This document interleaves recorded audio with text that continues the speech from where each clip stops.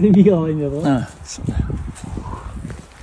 Жаңа Алапестен жазылуға бір 6 күнге келіп ары қарай қайтып кетті, шыдай алмай дегенше айтатындай бар негізі.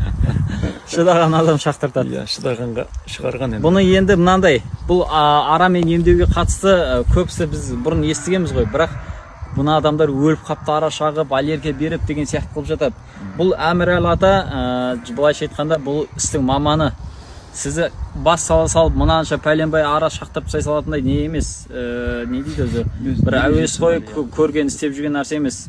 Кәдімгі кәсіби маман осы істің. Және міне сізде мысалы қарсы көрсетілім бар ма жоқ па, алдымен организм тазалайды. Организм тазалағаннан кейін сіздің ара шақтыруға ағзаңызды нормаға, қалыпқа келтіреді, сосын барып шақтырады. Оның уақытысы бір курс шамамен 12-15 күн алады дегендей біз барлық сұхбатты жаңа түсірдік. YouTube-тан Халық емі Нұрқаділов